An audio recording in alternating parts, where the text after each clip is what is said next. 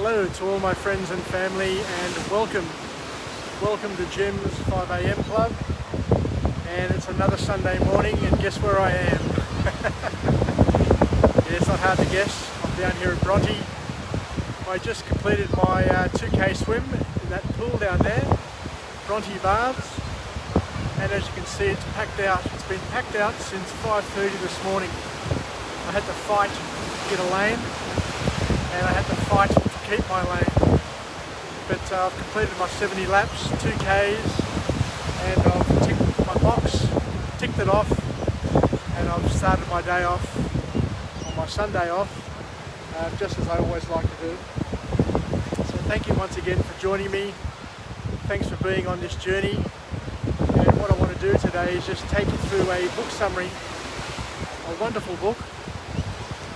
And the book, pardon my language, some of these titles are a little bit out there, but this book is entitled Get Your Shit Together by a female author, Sarah Knight, and it's a wonderful practical book and helps puts things into perspective and helps people sort themselves out.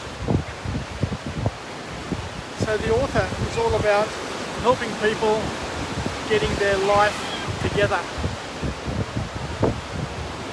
But the challenge that we all face, and I included, is in order to get your life together, because we live in such a complicated life at the moment, with so many things happening, so many competing priorities, you always ask yourself, I just don't know where to begin.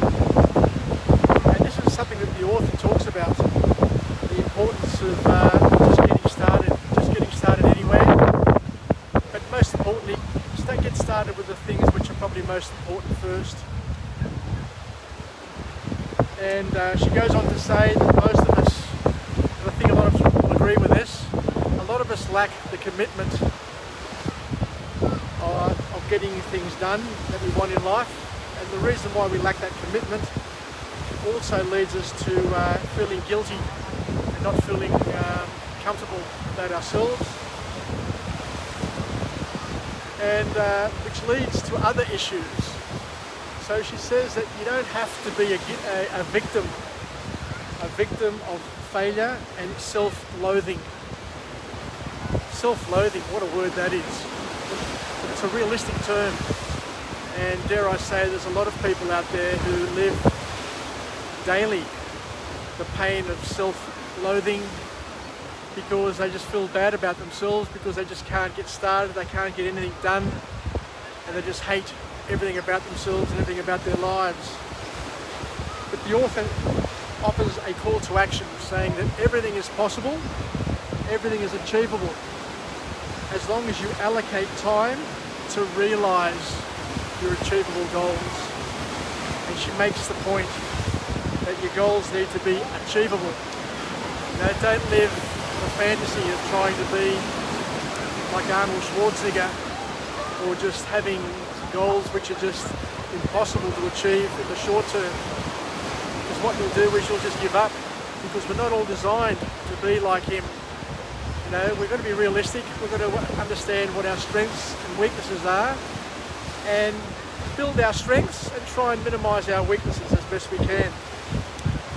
So we need to be realistic, but determined is the term that she uses. Realistic but determined, and we need to get started. We need to get started now, we need to commit to now, get started now, so we can build some momentum. And the worst thing you can do, the worst thing that all of us can do, is to be perfectionists. Because what Sarah Knight says is that if you're a perfectionist, you'll procrastinate and you'll never get started, because nothing is ever going to be perfect. It's never going to be the right time, it's never going to be the right conditions, it's not going to be the right circumstances. So if you're waiting for all of those things to happen, for all the stars to align, for Mr. Right to come into your life, or for Miss Right to come into your life, then you're going to be waiting forever and a day, and basically be left wondering what happened. Sarah Knight says something which is, I haven't heard this before, but I love this terminology. She says that you need to establish a better relationship with Mr. Time or Father Time, because it's all about time. And if you leave something till tomorrow, you'll never get to do it. You've just got to do it now. You've just got to agree and do it now, and break things down into bite-sized chunks so that you can do it without feeling as if you wasted your whole day or spent your whole day doing it and you're missing out on other things. Because the challenge we face is we've got FOMO, you know, the fear of missing out. The fear of missing out on what? I don't know. You know, we're busy trying to get home as quickly as we can, and we get home. For what reason? To lie on the couch. Anyway, so the author talks about the importance of creating a schedule. A schedule so you can schedule your times and plan your day and work your plan. Then she goes on to be a little bit more specific in other things that you can do in terms of improving your relationships or getting your shit together in your relationship. And she said that this is an interesting one. You should try and compete with your partner. And when I saw compete with my partner, my mind went to the negative competition of trying to tell each other what to do.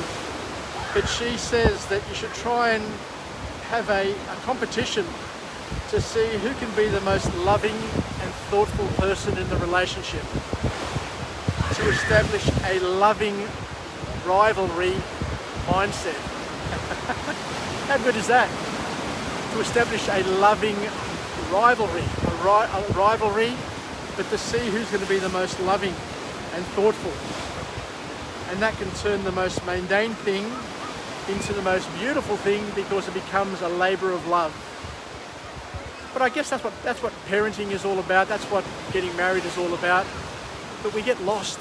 Somewhere along the way we get lost. And instead of trying to outdo each other with love and being mindful and kind, we just try and outdo each other by being mean, selfish and terrible. So a call to action for all of us. We can all learn something there. And most of myself. So she talks about including small affectionate gestures expressed on a regular basis, because she says that these things are much more effective than a huge romantic gesture made only occasionally. You know, and at the end of the day, our friends, our family, our lovers all need to know that we need to show them that they're always on our mind. Interesting, powerful, and actionable. So try and incorporate some of those in your life. In terms of your career, she talks about the importance of exuding confidence and asking the right questions and being direct.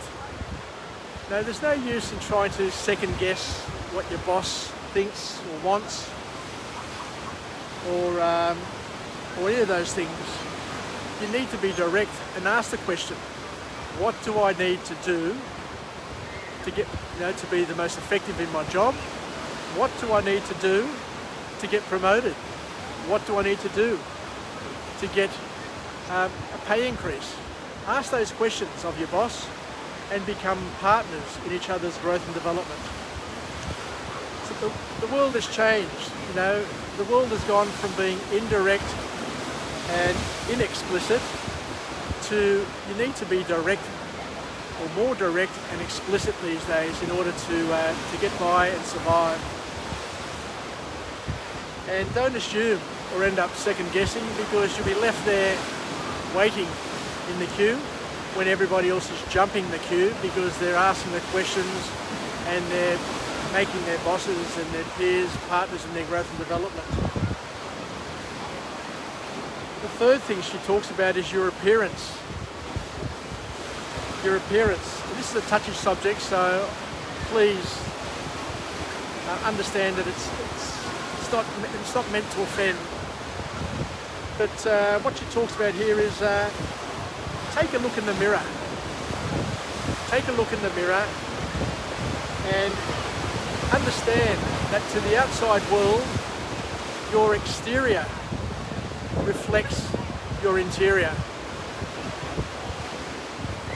And use your negative emotion, use your negative body image and something that you don't like about yourself to fuel action, to use it to your advantage, to take action. If you don't like something about yourself, if you think you're too fat, or if you think you're unfit, or you don't like something about the way you look, the way you dress, then bloody do something about it. Use that negative emotion, that negative feeling to improve yourself.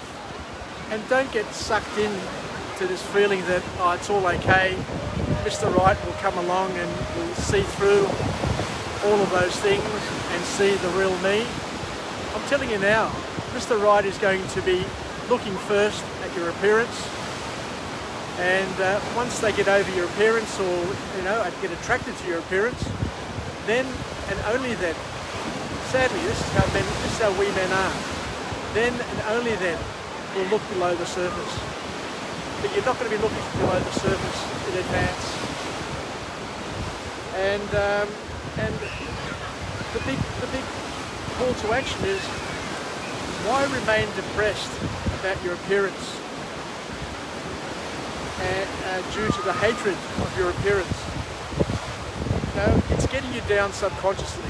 Even if you rationalise it over and over again consciously, even if you keep on trying to convince yourself consciously that it'll all be okay and it's all fine, and you're not as fat as what you may think you are.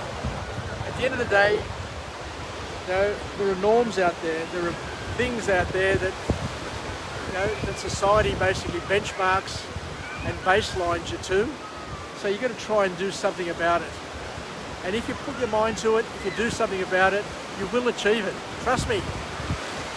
Now, there are eating plans out there that you can follow and lose a lot of weight very, very quickly. I've got a friend of mine who's helped me time and time again. So don't get sucked in, because subconsciously there are things happening down there that you need to sort out.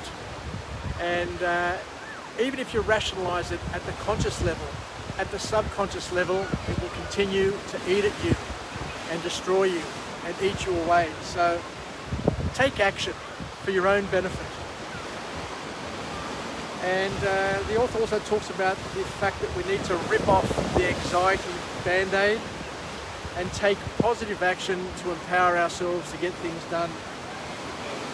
We need to declutter our homes to free our minds and free our subconscious and free our spirits, and to break up the cleaning chores into 20-minute intervals, which I mentioned before, and do a couple of sessions a day. You don't need to spend all of Sunday staying at home cleaning up, when from Monday to Sunday you can spend 20 or 40 minutes just doing different things at different times to make sure that you've all got it done, and you can free up your Sunday to come to the beach and do something and enjoy the rest of your day.